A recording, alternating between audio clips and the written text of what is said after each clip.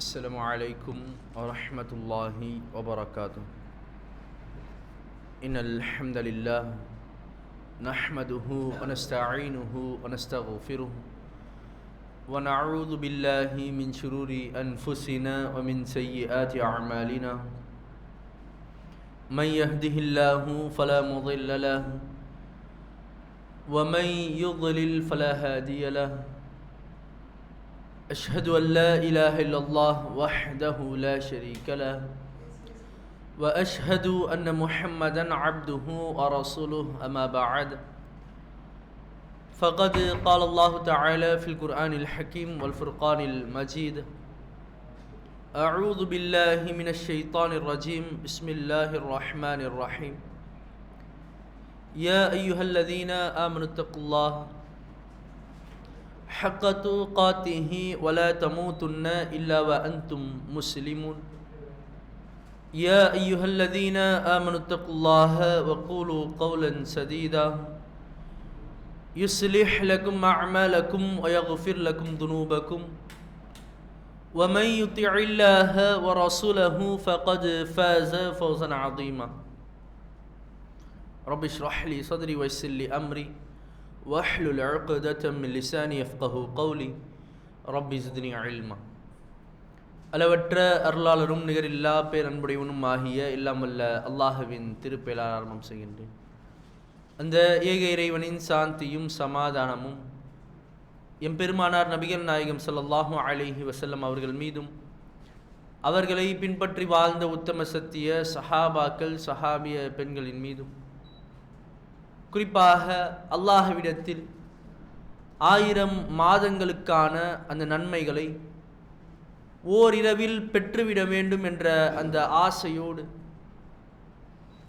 இந்த லைலத்துல் கத்ருடைய இரவுடைய நேரங்களில் அதிகமாக அமல்களை செய்ய வேண்டும் என்ற ஆர்வத்தோடு இந்த சபையில் ஒன்று குழுமிருக்கும் நம் அனைவர் மீதும் என்றென்றும் நின்று நிலவட்டுமாக என்ற பிரார்த்தனையுடன் நுரையாரம்பம் செய்கின்றோம். உரைக்குள்ள செல்வதற்கு முன்னால் அல்லாஹுடைய தூதர் இந்த கடைசி 10 இரவுகள், குறிப்பாக அந்த ஒற்றைப்படை இரவுகளில் அதிகமாக அல்லாஹ்விடத்தில் தௌபா கேட்கக்கூடியவர்களாக ரசூலுல்லாஹ் ஒரு பிரத்யேகமான ஒரு துஆவை சொல்லி கொடுக்குறாங்க. அல்லாஹும்ம இன்னக அஃபுவுன், யா அல்லாஹ் நீ பாவங்களை மன்னிக்கக்கூடியவன், துஹிப்புல் அஃப்வ பாவ மன்னிப்பை விரும்பக்கூடியவன், துஹிப்புல் அஃப்வ ஃபஅஃபு அன்னி, எனவே என்னை மன்னிச்சிடு. நீ பாவத்தை மன்னிக்கிறவன் நீ தான், பாவங்களை மன்னிப்பதை விரும்பக்கூடியவன் நீ தான், எனவே என்னை மன்னித்திடு அப்படின்னு சொல்லிட்டு அல்லாஹுடைய தூதர் அதிகமாக கேட்பாங்க. இப்போ இந்த பயான் நிகழ்ச்சி முடிந்து நமக்கு வேலைகள் கிடைக்கும் பொழுது, ஒரு சில நேரம் கிடைக்கும் பொழுது, அந்த நேரங்களில் வீணான பேச்சுகளில் ஈடுபடுவதை விட இந்த மாதிரி இந்த துஆக்கை ரசூலுல்லாஹ் சொல்லி கொடுத்த இந்த பிரார்த்தனையை அதிகமாக ஓதக்கூடியவர்களாக இருக்க வேண்டும் என்று கேட்டுக்கொண்டு என்னுடைய உரையை ஆரம்பிக்கிறேன். நேற்றைய தினம் சொர்க்கத்திற்காக அமல்களை செய்வோம் அப்படின்ற மாதிரி ஒரு சில செய்திகளை பார்த்தோம். நம்ம செய்யக்கூடிய அமல்கள் வெறுமனே ஒரு சடங்காக, ஒரு கடமைக்காக அப்படி செய்யாமல், அதை ஆசைப்பட்டு அல்லாஹ் இதை செய்தால் நமக்கு சொர்க்கத்தை தருவான், சொர்க்கத்துடைய அந்த இன்பங்களை அல்லாஹ் கொடுப்பான் அப்படின்ற அந்த ஆர்வத்தோடு நம்ம அமல்களை செய்யணும் அப்படின்ற மாதிரி பார்த்தோம். அல்லாஹுடைய தூதரை அல்லாஹ் அனுப்பியதற்கான நோக்கத்தை அல்லாஹ் குர்ஆனில் சொல்லும் பொழுது, நல்ல அமல்களை செய்யக்கூடியவர்களுக்கு நற்செய்தி ஆகும். நிறைய அமல்களை செய்கிறோம்ல, இப்போ நாம் இந்த லைலத்துல் கத்ருடைய இரவில் நிறைய அமல்களை செய்யணும், மார்க்கத்தை அறிந்து கொள்ளணும், நம்மளால் முடிந்தவரை நம்மை மாற்றிக்கொள்ளணும் அப்படின்ற அந்த ஆசை இருக்குல்ல. அப்போ இப்படி இருக்கக்கூடியவர்கள் அமல்களை செய்யக்கூடியவர்களுக்கு நற்செய்தி சொல்வதற்காகவும், பாவம் செய்யக்கூடியவர்களை எச்சரிப்பதற்காகவும் இந்த நபியை அனுப்பணும். இந்த குர்ஆனை பற்றி அல்லாஹ் சொல்லும் பொழுதும் அதே தான் சொல்லுவோம். பாவம் செய்யக்கூடியவர்களை எச்சரிப்பதற்காக இந்த திருமறை குர்ஆன், அதை எச்சரிப்பதற்காக அல்லாஹுடைய தூதர் வந்தாங்க. எதை விட்டு எச்சரிப்பதற்காக? நரக நெருப்பை விட்டு. ஏன்னு சொன்னால் அல்லாஹுடைய தூதர் சொல்லுவாங்க, நான் பார்த்தீங்கன்னா ரசூலுல்லாஹ் மிஅராஜுக்கு போகும் பொழுது அல்லாஹ் சொர்க்கத்தை எடுத்து காட்டுவோம். சொர்க்கத்தில் ஒரு சில நிகழ்வுகளை, ஒரு சில கட்டிடங்களை அல்லாஹ் காட்டுறான். அதே போல் நரகத்தையும் அல்லாஹ் எடுத்து காட்டுறான். இப்போ ரசூலுல்லாஹ் நரகத்தை கொஞ்சமாக பார்க்குறாங்க.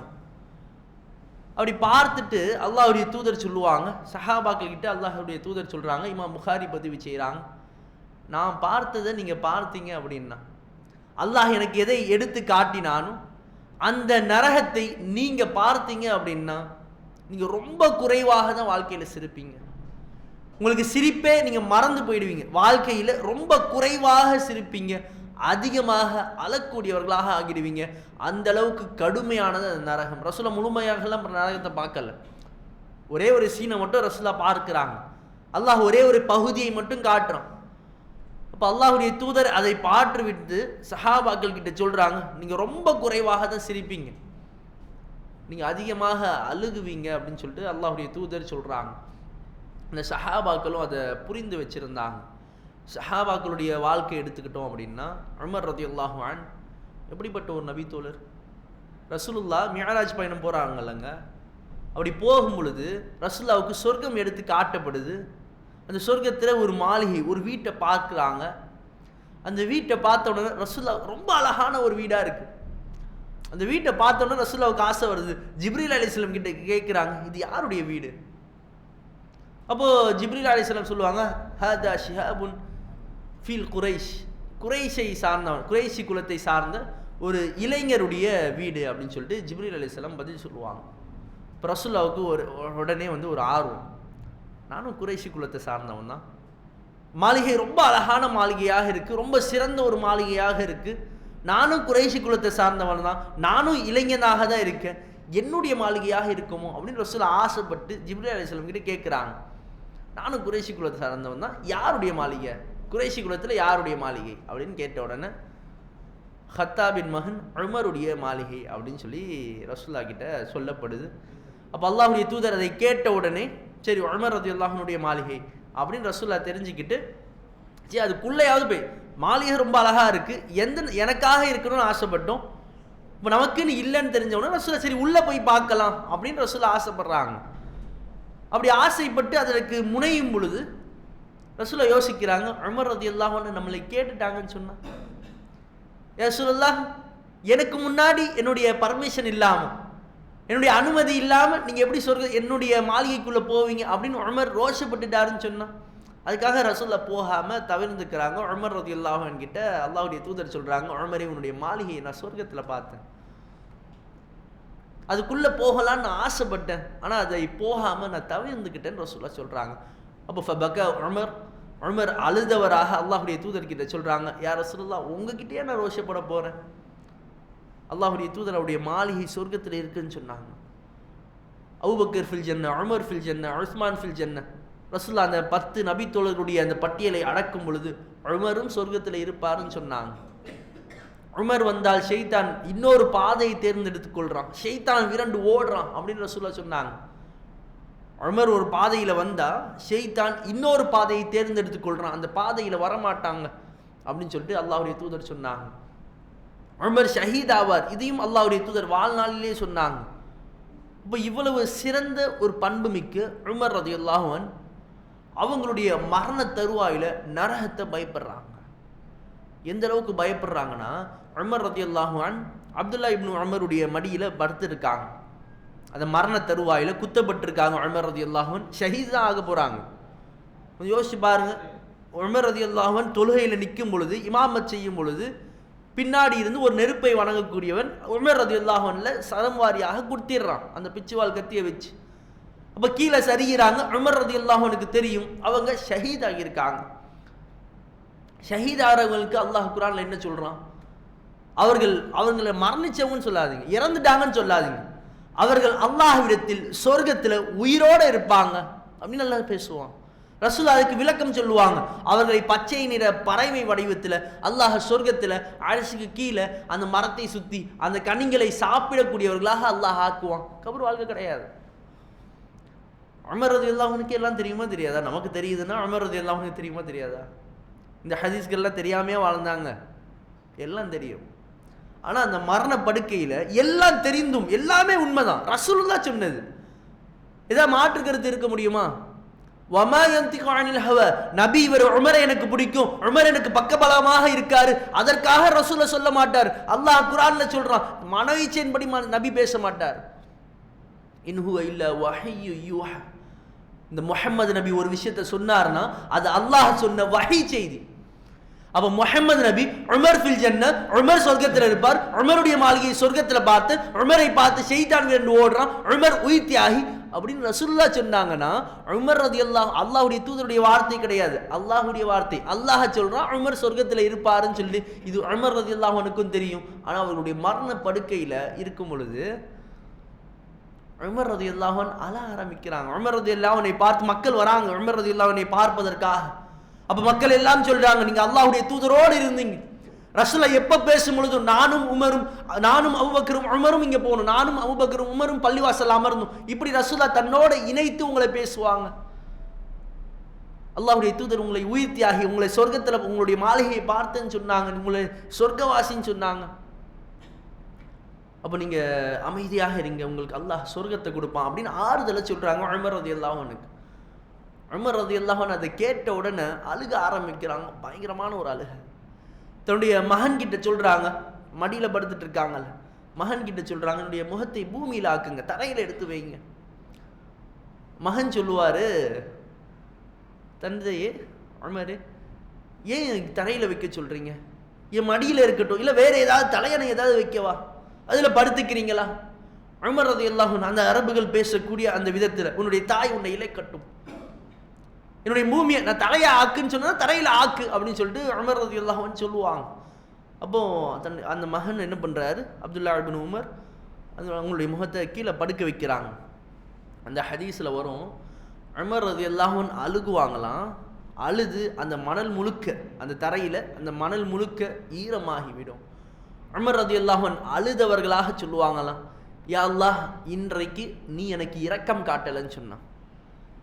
யா அல்லாஹ், இன்னைக்கு நீ எனக்கு என்னுடைய வாழ்க்கை என் மீது, இந்த உமரின் மீது நீ இரக்கம் காட்டல அப்படின்னு சொன்னா என்னுடைய வாழ்க்கை ரொம்ப நஷ்டவாளியாக நான் ஆகிடுவேன். என்னுடைய தாய் பெற்றெடுத்த நாள்ல இந்த நாள் நீ எனக்கு இரக்கம் காட்டல, உன்னுடைய கருணை எனக்கு கிடைக்கல அப்படின்னா நான் ரொம்ப பெரிய ஒரு நஷ்டவாளி ஆகிடுவேன், நரகவாசி ஆகிடுவேன் அப்படின்னு சொல்லிட்டு உமர் ரலியல்லாஹு அன்ஹு அந்த நேரத்தில் அழுது அல்லாஹ்விடத்தில் பிரார்த்தனை செய்ததாக நபி மொழிகள்ல பார்க்கிறோம். அப்ப அந்த நபி தோழர்கள் எப்படி பயந்திருக்காங்க, அவங்களுக்கு தெரியும், உமர் ரலியல்லாஹு அன்ஹுக்கு தெரியும் நாம் சொர்க்கம் தான் நுழைவோம். ரசூலுல்லாஹ் சொன்ன வார்த்தை பொய் இருக்காது, அல்லாஹ்வுடைய வார்த்தை பொய் இருக்காது. அப்படி இருந்தாலும் அந்த யதார்த்தத்தை, அந்த நரகத்துடைய அந்த வேதனையை பற்றி அந்த அச்சம், அந்த பயம், அல்லாஹ் எனக்கு கருணை காட்டலன்னா, ஒரு காலம் அல்லாஹ்வுடைய கருணை எனக்கு கிடைக்கல அப்படின்னா, ரசூலுல்லாஹ்வே சொன்னாங்கல்ல, அல்லாஹ்வுடைய கருணை இல்லாம யாராலும் சொர்க்கம் செல்ல முடியாது, முஹம்மது நபியாக இருக்கக்கூடிய என்னை உட்பட ரசூலுல்லாஹ் சொல்லுவாங்க. அப்ப அல்லாஹ்வுடைய கருணை இல்லைன்னா நானும் நஷ்டவாளியாக ஆகிடுவேன்னு உமர் ரலியல்லாஹு அன்ஹு பயப்படக்கூடியவர்களாக இருந்தாங்க. அவருடைய அமல்களை அதற்கேற்ற மாதிரி சீரான அமல்களாக ஆக்கினாலும் அந்த நரகத்தை பயப்படக்கூடியவர்களாக இருக்கணும். நாம தௌஹீத்வாதிகள், தௌஹீதை பேசக்கூடியவர்கள், இணை வைப்புக்கு எதிராக குரல் கொடுக்கக்கூடியவர்கள் என்ன நினைக்கிறோம் அப்படின்னா, நான் அல்லாஹ்வுக்கு இணை வைக்கல, நான் ஷிர்க் வைக்கல, அல்லாஹ் ஷிர்க்கை தவிர மற்ற அனைத்து பாவத்தையும் அல்லாஹ் மன்னிச்சிடுவான். அல்லாஹ்வுடைய தூதர் சொன்னாங்க, அல்லாஹ் தன் மீது கடமையாக்கி கொண்டான், எவன் அல்லாஹ்விற்கு இணை வைக்காத நிலையில மரணிக்கிறானோ அவருக்கு சொர்க்கத்தை கொடுப்பதற்கு அல்லாஹ் தன் மீது கடமையாக்கி கொண்டான். அதனால நாங்கள்லாம் சொர்க்கவாசி, நம்ம ஜமாத்துல எல்லாரும் நம்ம எல்லாமே சொர்க்கவாசி அப்படின்ற அந்த சிந்தனை என்ன பண்ணுது, நம்முடைய அமல்கள்ல குறைபாடை, தோய்வை ஏற்படுத்தக்கூடியதை பார்க்கிறோம். நம்மை விட சிறந்த மக்கள் வாழ்ந்தாங்க, அல்லாஹ்வுடைய தூதரோடு வாழ்ந்து அல்லாஹ்வுடைய தூதருக்காக வாழ்வை கொடுத்த அந்த நபி தோழர்கள் யோசிக்கல. இந்த மாதிரி நமக்கு வரக்கூடிய அந்த சிந்தனை, நமக்கு ஷைத்தான் நம்மளுடைய மனசுல போடக்கூடிய அந்த சிந்தனையை அந்த நபி தோழர்களுக்கு ஷைத்தான் போடல, அவர்கள் அதுக்கு வழி வகுக்கல. அவங்க என்ன யோசிச்சாங்க, எந்த சூழல் இருந்தாலும் நான் நரகத்தில் போயிடக்கூடாது, நான் நரகவாசியாக ஆகிடக்கூடாது. அல்லாஹ்வுடைய தூதர் நரகத்தை பற்றி அந்த அளவுக்கு எச்சரிச்சாங்க. அந்த நரக வேதனை அந்த நபி தோழர்கள் அந்த அளவுக்கு பயப்படக்கூடியவர்களாக இருந்தாங்க. எப்படி நம்ம சொர்க்கத்திற்காக அமல்களை செய்யணுமோ அதிகமாக நரகத்தை விட்டு நம்ம பாதுகாவலும் தேடணும். அல்லாஹ் ரப்புல் ஆலமீன் 25வது அத்தியாயத்தில் சூரா ஃபுர்கான்ல அல்லாஹ் பேசும் பொழுது இது மூமின்களுடைய ஒரு பண்பாகவே அல்லாஹ் பேசுறான்.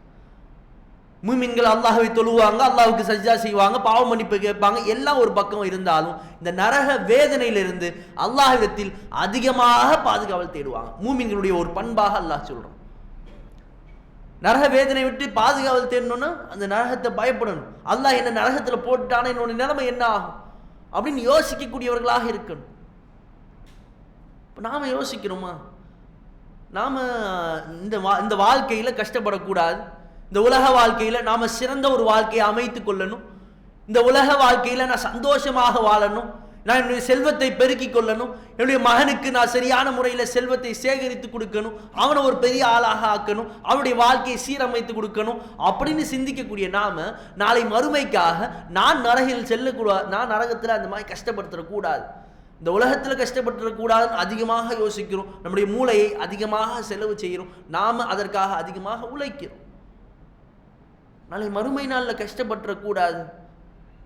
ஏன்னா அல்லாஹ்வுடைய தூதர் சொல்லுவாங்க, ஒரு மனிதன் சொர்க்கத்திற்கான எல்லா அமலையும் செஞ்சிருப்பார், சொர்க்கத்திற்கு ரொம்ப நெருக்கத்தில் போயிருப்பார்.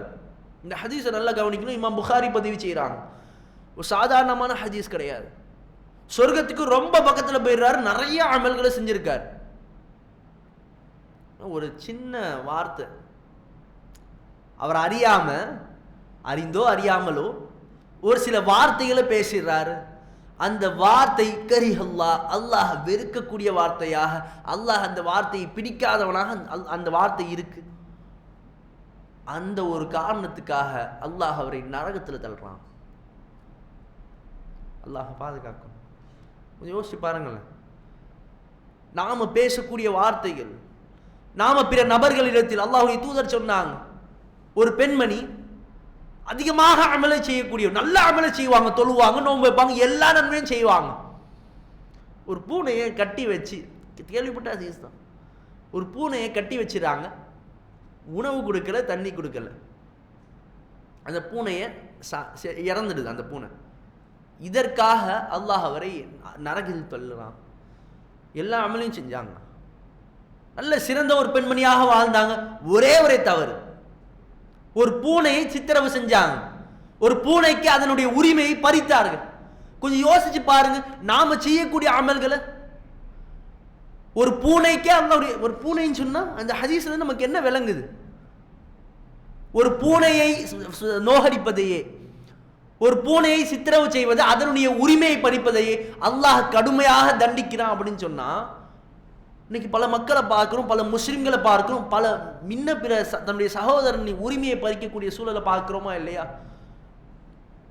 சர்வசாதாரணமாக அவருடைய உள்ளத்தை உடைக்கக்கூடியவர்களை பார்க்கிறோமா இல்லையா? இதை பேசுனா அவங்க கஷ்டப்படுவாங்க, இதை பேசுனா அவர்கள் நோயினை செய்யப்படுவாங்க, இதை பேசுனா அவங்களை அசிங்கப்படுத்துற மாதிரி இருக்கும், அவங்களால நம்மளை முகம் பார்த்து பேச முடியாது அப்படின்ற அந்த சூழல் இருந்தாலும் அதை பற்றியெல்லாம் யோசிக்கிறது கிடையாது. ரொம்ப யதார்த்தமாக நம்முடைய வாய்களில் இருந்து அது பிறரை நோவினை செய்யக்கூடிய வார்த்தைகள் வருதா இல்லையா? அந்த பெருமையுடைய உச்சக்கட்டத்தில் நாம யார் அவர் யார் அப்படின்னு பேசக்கூடிய அந்த வார்த்தைகள் வருதா இல்லையா? நம்முடைய வீட்டு வேலைக்காரர்களாக இருந்தாலும் சரி, நமக்கு கீழே நம்ம கிட்ட உதவி பெற்று வாழக்கூடியவர்களாக இருந்தாலும் சரி, யாராக இருந்தாலும் சரி, அவர்களிடத்தில் நம்ம பேசக்கூடிய வார்த்தையை ரொம்ப கேர்ஃபுல்லாக பேசணும். ஏன்னா அல்லாஹ் ரப்புல் ஆலமீன் யாருடைய உரிமையிலும் அல்லாஹ் அநீதம் செய்ய மாட்டான். அப்போ நாம் வாழும் பொழுது நம்ம அமல்கள் மட்டும், தொழுகை மட்டும் இபாதத்து கிடையாது, நோன்பு வைப்பதை மட்டும் இபாதத்து கிடையாது, லைலத்துல் கத்ரில் அமல்களை செய்வது மட்டும் இபாதத்து கிடையாது. இந்த இபாதத்துகள், இந்த நன்மைகள் அழியாமல் பாதுகாக்க வேண்டியது நம்முடைய கடமை. நம்ம எவ்வளவு செல்வங்கள் சேகரித்தாலும் இந்த உலகத்தில் அந்த செல்வத்தை சேகரித்தாதான் அது பலன் தரும். அதை சேகரித்த அந்த செல்வத்தை நாம் என்ன பண்ணுவோம்? சேவ் பண்ணி வைக்கணும், அதை பாதுகாத்து வைக்கணும். இந்த பக்கம் நான் செல்வத்தை சேகரிச்சுக்கிட்டே இருக்கேன், இந்த பக்கம் தண்ணியில் போட்டுக்கிட்டே இருக்கேன் அப்படின்னா சேகரிக்கிறது வேஸ்ட், கஷ்டப்படுறது வேஸ்ட். இப்போ நாம் சேகரிக்கக்கூடிய அந்த நன்மைகளை சரியான முறையில் பாதுகாக்கணும் அப்படின்னு சொன்னால், பிறருடைய உரிமைகள் இந்த நோன்பு காலகட்டத்திலையும் பார்க்கிறோம். அந்த பசியினாலையா என்னன்னு தெரியல, பல முஸ்லிம்கள் நோன்பு காலகட்டத்தில் நிறைய பாவங்கள் செய்கிறாங்க.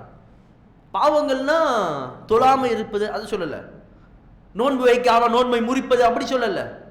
என்ன பாவம் செய்கிறாங்க அப்படின்னா, பிறருடைய உரிமைகள், யாராவது ஏதாவது பேசிட்டாங்க அப்படின்னா அந்த நேரத்தில் இவருக்கு பயங்கரமான கோபம் வருது. பள்ளிவாசல்களில் பார்க்கிறோம், பள்ளிவாசல்களில் சண்டையிடக்கூடியவர்கள், பள்ளிவாசல்களில் வீணான பேச்சுகளில் ஈடுபடக்கூடியவர். அதாவது அந்த ஆர்குமெண்ட், நல்ல விஷயங்களை பேசலாம், நல்ல முறையில் ஆர்குமெண்ட். இந்த இவர் ஒரு கருத்தை சொல்றாரு, அவர் ஒரு கருத்தை சொல்றாரு, அந்த கருத்துக்கு எது சரியான கருத்து அதற்காக பேசலாம், அதில் மாற்று கருத்து இல்லை.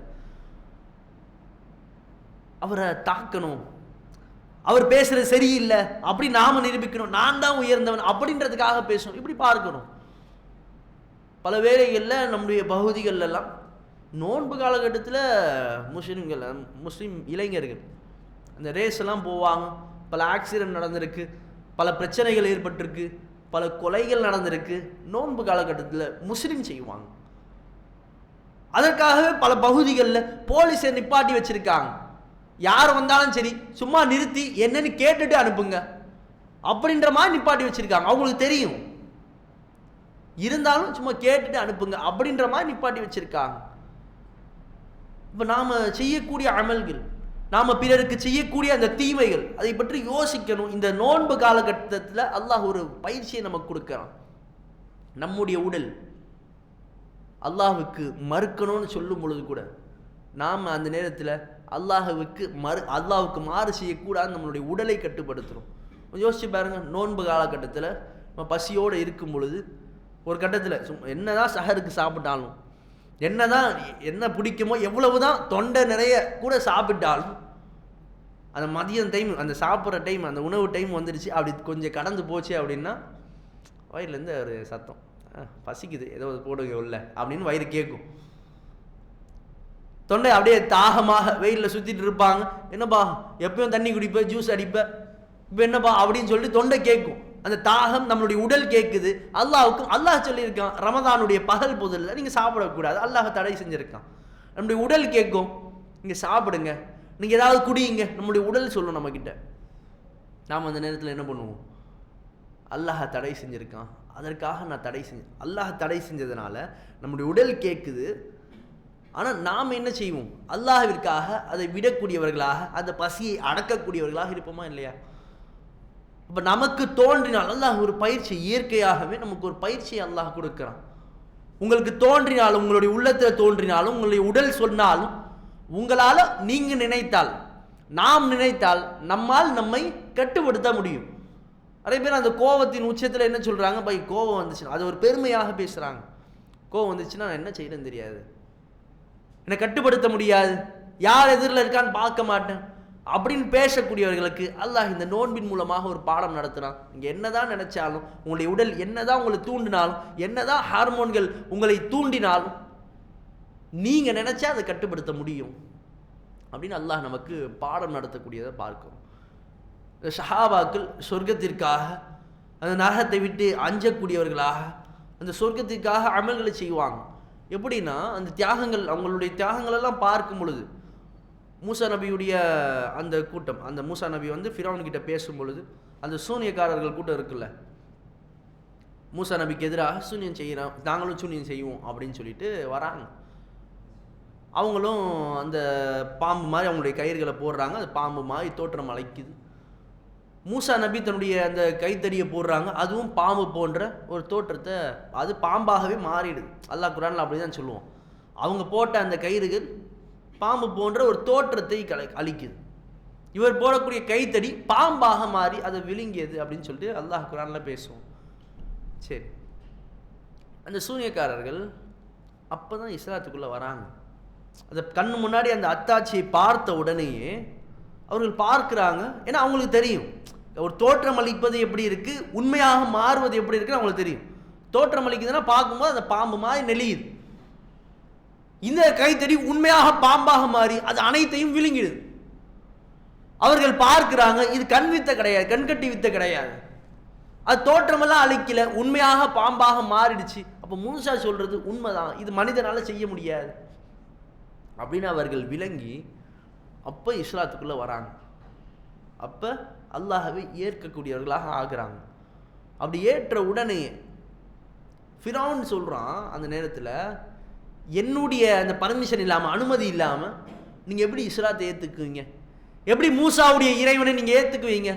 உங்களை மாறுகால் மாறுகை வாங்கும். மாறுகால் மாறுகைனா ரெண்டு பக்கம் இல்லாமல் ஒரு கை வலது கை இடது கால் அந்த மாதிரி பேலன்ஸ் பண்ண முடியாது, ரொம்ப கஷ்டமான ஒரு வாழ்க்கை வந்து ஏற்பட்டுரும். அப்போ அந்த மாதிரி உங்களை நான் வந்து சாகடிப்பேன் அப்படின்னு சொல்லிட்டு ஃபிரௌன் சொல்கிறான். இஸ்லாத்துக்குள்ளே வந்து எவ்வளோ நேரம் ஆச்சு? அப்போ தான் இஸ்லாத்துக்கு வராங்க. அவங்க அல்லாஹ் அந்த கலிமாவை சொன்ன உடனே மூசாவுடைய இறைவனை நாங்கள் ஏற்றுக்கிறோம் அப்படின்னு சொன்ன உடனேயே ஃபிரௌன் சொல்கிறான். அவங்களுடைய ஈமானை அல்லாஹ் எவ்வளோ உறுதியானதாக ஆக்கினான் பாருங்க. ஃபிரௌன் அப்போவே உன்னை தண்டிப்பேன். ஏன்னா ஃபிரௌனை கேட்பதற்கு ஆள் கிடையாது. மூசா நபியால் காப்பாற்ற முடியுமா? மூசா நபியினாலையும் காப்பாற்ற முடியாது. தன்னையே காப்பாற்றிக் கொள்ள முடியாமல் தான் இருந்தாங்க. அல்லாஹ் தான் காப்பாற்றணும். இப்போ அப்படி இருந்தும் பரவாயில்ல, மரணம் வந்தாலும் பரவாயில்லை. கண்ணு முன்னாடி அத்தாட்சியை பார்த்த பிறகு, அல்லாஹ் தான் இறைவனும் தெரிந்த பிறகு எப்படி அல்லாஹை மறுப்பதுன்னு அல்லாஹ் அவர்களுடைய உள்ளத்தில் அந்த ஈமானை உறுதியாக ஆக்குனான். அதற்காக தியாகம் செஞ்சாங்க. அந்த நேரத்தில் அவங்களுடைய ஈமானுடைய உறுதி எப்படி இருந்துச்சு? நம்முடைய ஈமானுடைய உறுதி நம்ம யோசிச்சு பாருங்க. அல்லாஹ்விற்காக சின்ன சின்ன தியாகங்கள். அவன் கையை வெட்டுவன்றான், காலை வெட்டுவன்றான், இருந்தாலும் பரவாயில்ல நான் அல்லாஹ்வை தான் வணங்குவேன் அப்படின்னு அவங்க சொன்னாங்க. நாம் எப்படி இருக்கும்? நமக்கு யாரும் பிளாக்மெயிலாம் பண்ணல, கையை வெட்டுவேன் காலை வெட்டுவேன்லாம் சொல்லலை. இருந்தாலும் அல்லாஹை வணங்குவதை மறுக்கக்கூடியவர்களாக, அதில் அலட்சிய போக்கை கையாளக்கூடியவர்களாக இருக்குமா இல்லையா? இப்போ நாம் வாழக்கூடிய காலத்தில் அதிகமாக அமல்களை செய்யணும். அந்த அமல்களை செய்வதற்காக சொர்க்கத்தை ஆசைப்படக்கூடியவர்களாக. ஏன்னா அல்லாஹ் சொர்க்கத்தை பற்றி விவரிக்கும் பொழுது திருமறை குர்ஆனில் பல்வேறு இடங்கள் அல்லாஹ் விவரிப்பான். அதில் கொஞ்சம் யோசிச்சு பாருங்கள். ஃபிரௌன் கூட சொல்லுவான், அந்த நைல் நதியை வந்து அவனுடைய அந்த வீடுகளுக்கு பக்கத்தில் வந்து கொண்டு வந்த உடனேயே ஃபிரௌன் வந்து சொல்லுவான், நான் தான் இந்த உலகத்திலே இந்த மாதிரி செஞ்சுருக்கேன். அதாவது வீடுகள் கிட்ட ஆறுகள் ஓடுச்சு அப்படின்னா அது மனிதனுக்கு ஒரு சந்தோஷம். நாம் கூட என்ன பண்ணுவோம், ஒரு சுற்றுலா தலங்களுக்கு போகிறோம் அப்படின்னா எங்கே அந்த நீர்வீழ்ச்சி எங்கே இருக்குது, வாட்டர் ஃபால்ஸ் இருக்கணும். அந்த மாதிரி இடங்களுக்கு அது குளிக்கிற மாதிரி ஒரு இடத்த பார்த்து ஸ்பாட்டை பார்த்து போங்க பாய் அப்படின்ற மாதிரி தான் பார்ப்போம். மனிதனுக்கு அந்த தண்ணீர் மீது ஒரு மோகம். அப்படி தான் நம்ம சுற்றுலா தலங்களையும் அப்படி தான் அமைத்து கொள்வோம். அப்போ அல்லாஹ் குர்ஆனில் எங்கே சொர்க்கத்தை பற்றி அல்லாஹ் பேசினாலும் அதிகமான இடங்களில் அந்த சொர்க்கத்துடைய கீழ் பகுதியில் ஆறுகள் ஓடும். அந்த ஆறுகள் எப்படிப்பட்ட ஆறுகள்? அதில் பால் ஆறுகள், தேன் ஆறுகள், மது ஆறுகள் உங்களுக்காக அல்லாஹ் ஓட வைப்பான். சுத்தமான நீரில் அந்த சொர்க்கத்தில். இங்கே உலகத்தில் நம்ம எங்கே தான் சுற்றுலா தலங்கள் போனாலும், எங்கே தான் ஆற்றில் போய் குளித்தாலும், நம்ம ஆறில் அப்படி முங்கி எழுதுவோம், சரி ஆற்றில் போய் குளிக்கலாம், அதில் சந்தோஷமாக இருக்கலாம், உள்ளே குதிப்பார், ஆற்றில் குளிச்சுட்டு இருப்பார். அப்படி உள்ளே முங்கி அப்படி வெளியே எழுந்து நிற்பார்.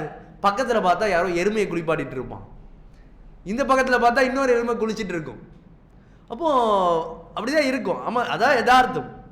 நாம் ஒரு முறை ஒரு ஊருக்கு பொதுக்குழுவுக்காக போகணும். அப்படி போகும் பொழுது பக்கத்தில் எங்கே ஆறு இருக்குதுன்னு சொல்லி பார்த்துட்டு அங்கே போய் குளிக்கலான்னு போகிறோம். போகும் பொழுது இன்னொரு பாய் அவர் வந்து பாய் ரெஸ்ட் ரூம் போகணும், காலை கடனை முடிக்கணும் அப்படின்னு சொல்லிட்டு பக்கத்தில் இருக்கவர்கிட்ட கேட்குறாரு. ஆற்றுக்கிட்ட போயாச்சு, ரூம்லேயே போகலை, அங்கே போயிட்டு கேட்குறாரு. சரி வாங்க போய் பக்கத்தில் யார்ட்டையாவது கேட்போம் அப்படின்னு போய் கேட்டால் அவர் வந்து என்ன, அவர் வித்தியாசமாக ஒரு மாதிரி ஒரு வினோதமாக பார்க்குறாரு நம்மளை. என்ன பாய் பாத்ரூமா, இங்கே அப்படியே ஆத்தோரமா அப்படியே போய்க்காங்க பாய் அப்படின்னு சொல்கிறார். அது சொல்லும்போது ஒரு வார்த்தையை சொன்னார், அப்படியே ஆற்றுல வந்து சந்தனத்தை கரைச்சிக்கங்க பாய் அப்படின்னு சொன்னார். அதுதான் அதான் ஒரு இயல்பாக அவர் நமக்கு சென்னையில் வாழ்ந்துட்டு அங்கே போயிட்டு பார்க்கும் பொழுது என்னடா இப்படிதான் சொல்கிறாங்க, நல்ல வேலை நாம் வீட்டில் போயிட்டு வந்துட்டோம் அப்படின்ற மாதிரி நமக்கு ஒரு சிந்தனை. அப்போ இந்த உலகத்தில் எல்லா இடத்துலையும் அப்படி தானே இருக்கும். நம்ம எங்கே போய் குளித்தாலும் அது வேற எங்கேருந்து வரப்போகுது. அது சுத்திகரிக்கப்பட்டாலும் சரி, அந்த கல்லுக்குள்ளே போய் பல விதமான சுத்திகரிப்பை அல்லாஹ் இயற்கையாக வச்சிருந்தாலும் ஏதோ ஒரு சூழலில் ஏதோ ஒரு இடத்துல வேற யாரோ குளித்த ஒரு தண்ணியோ, அங்கேயோ துவைத்த ஒரு தண்ணீரோ, மாட்டெல்லாம் கழுவி வைத்த அந்த ஏதோ ஒரு சூழலில் அந்த தண்ணி சுத்தமான தண்ணியாக இருக்காது. அப்படியா இல்லையா? அல்லாஹ் சொர்க்கத்தில் அப்படி வச்சிருப்பானா? சொர்க்கத்தில் மனிதனுக்கு கிடைக்கக்கூடிய அந்த ஆறுகள் எப்படி இருக்கும்? அல்லாஹ் சொல்லும் பொழுது அப்பலுக்கற்ற எந்த அழுக்கும் இருக்காது, ரொம்ப தூய்மையான ஒரு நீரா, அதிலே அப்படியே குளிச்சிடா. ஒரு ராஜ மரியாதை அல்லாஹ் கொடுப்பான். அதே போல் பால் இங்கே கிடைக்கும் போது அந்த பால்லாம் வந்து என்ன மாட்டிலேருந்து கறந்து கொடுத்தாலுமே அது சுத்தமான பால்னு சொல்ல முடியுமா? மாட்டுக்கு ஊசியை போட்டுட்டு நிறைய பால் கறக்கணும்னு சொல்லிட்டு அப்படி கறக்கிறான். ஆமாவா இல்லையா? அப்படியே தேன் கூட அப்படி தான். எங்கே சுத்தமான தேன்னு சொன்னால் அந்த இதிலேருந்து கொண்டு வருவான். அது தேன் கூட்ட அறுத்து வச்சுருக்கேன் அப்படின்னு சொல்லி கையோடு அறுத்து அப்படி காட்டுவாங்க. ஆனால் எத்தனை காலம் வச்சுருப்பாங்கன்னு தெரியாது. அதுக்குள்ளே அப்படி சக்கரை தண்ணியை ஸ்டஃப் பண்ணி அப்படி புழிஞ்சு கூட கொடுப்பாங்க நிறைய பேர். அப்போ இந்த உலகத்தில் நமக்கு அல்லாஹ் சும்மா ஒரு சின்ன 1% நமக்கு தெரியணும்ல சொர்க்கம் எப்படி இருக்கணும்னு சொல்லி, அப்படின்றதுக்காக அல்லாஹ் ஒரு சில விஷயங்களை நமக்காக இந்த உலகத்தில் கொடுத்துருக்கான். இப்போ இந்த உலக மோகத்தில் இருக்காமல் வஜஅல்னா ஃபீஹா மஆயிஷ் அல்லாஹ் குர்ஆனில் சொல்லும்போது இந்த உலகம் வந்து உங்களுக்கு அழகாக ஆக்கப்பட்டது. எதுக்கு? கொஞ்சம் சந்தோஷமாக இந்த உலகத்திலேயும் ரொம்ப கஷ்டப்பட்டு சிரமப்பட்டு அப்படி வாழாமல் கொஞ்சம் சந்தோஷமாக அல்லாஹ் சொல்லக்கூடிய அடிப்படையில் நீங்கள் சந்தோஷமாக வாழுங்க, அதற்காக உங்களுக்கு உலகத்தை கொடுத்துருக்கேன். அப்படி தான் உலகத்தை ஒரு சந்தோஷம் அளிக்கக்கூடிய ஒரு இடமாக அல்லாஹ் நம்ம நிறைய பேர் நினைப்பாங்க உலகம் என்பது ஒரு சிறைச்சாலை. ரசூலுல்லாஹ் சொல்லிட்டாங்க, மூமின்களுக்கு இந்த உலகம் ஒரு சிறைச்சாலை. ஒரு சிறைச்சாலைன்னு சொன்னால் ரொம்ப கஷ்டப்படணும். மூமின்களாக இருந்தால் நமக்கு ஒரு சோதனை வந்துச்சுன்னு சொன்னால் அந்த சோதனை என்பது நமக்கு அல்லாஹ் அந்த பூமி சிறைச்சாலை தான், நம்ம வாழும் பொழுது சிறைச்சாலை போன்று தான் வாழணும் அப்படின்னு நினைக்கிறாங்க. அப்படிலாம் கிடையாது. அல்லாஹ் பூமியை பற்றி சொல்லும் பொழுது வஜஅல்னா ஃபீஹா மஆயிஷ் உங்களுக்கு கண் குளிர்ச்சியை ஏற்படுத்துவதற்காக இந்த பூமியை அமைச்சிருக்கும். இப்படி கண் குளிர்ச்சி அல்லாஹ் கொடுப்பான். சிறைச்சாலைனா எதற்காக ரசூலுல்லாஹ் சொல்கிறாங்க?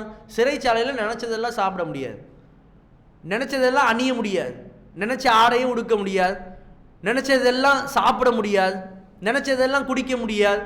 உலகத்தில் அப்படி தானே இருக்கும்.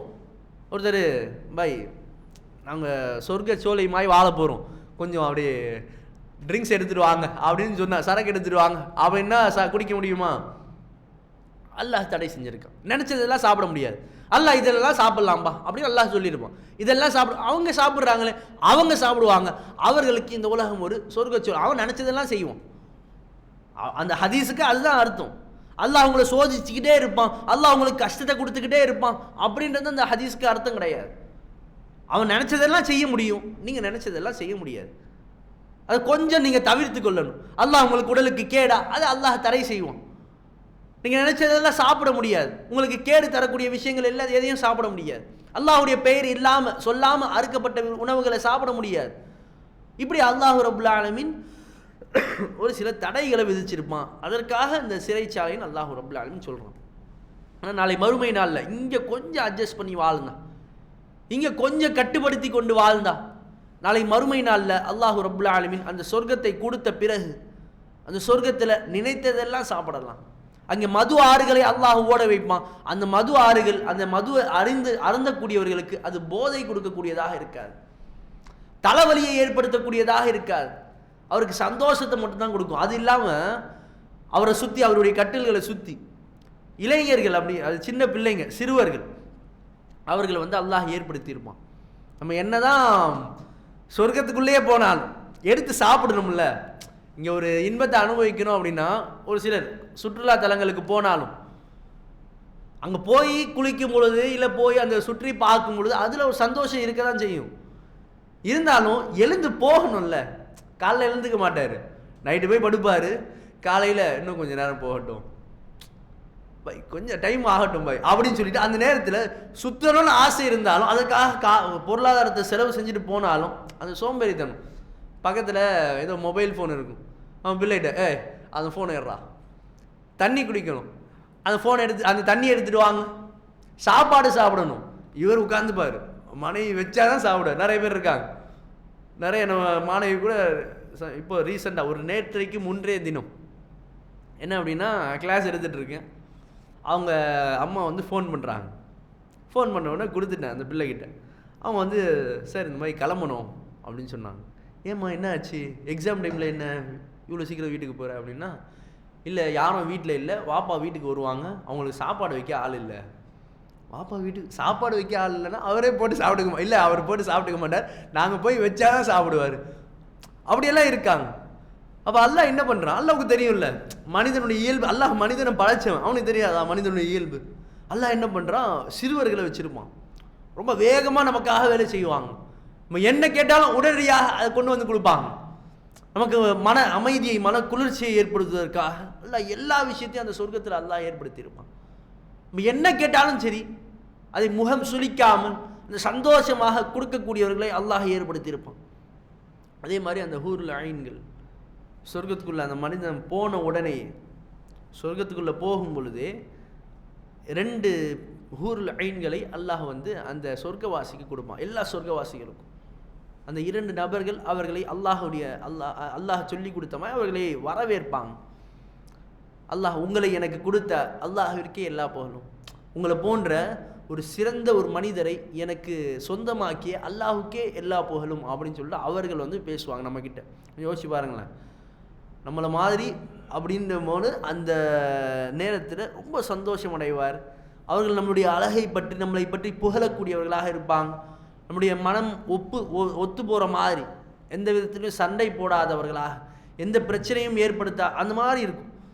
அதே போல் நம்மக்கிட்ட பேசக்கூடிய அந்த வார்த்தைகளை பற்றி அல்லாஹ் சொல்லுவான், ரசூலுல்லாஹும் அதுக்கு சொல்கிறாங்க. இவர் என்ன பண்ணுவார், அந்த வெள்ளிக்கிழமை ஆனால் சந்தைக்கு போகிற மாதிரி, இப்போ வெள்ளிக்கிழமை பல்லாவரத்தில் வந்து சந்தை போடுறாங்கள்ல, அது மாதிரி சொர்க்கவாசிகள் அந்த சொர்க்கத்தில் கூட அப்படி ஷாப்பிங் போனால் அது ஒரு கிரேஸ். எக்ஸ்பிரஸ் அவனி மால் போவாங்க, ஸ்கை வாக் போவாங்க, அந்த மாதிரி மாலுக்கெல்லாம் போகிறாங்கல்ல, அது ஒரு சந்தோஷம். அப்படி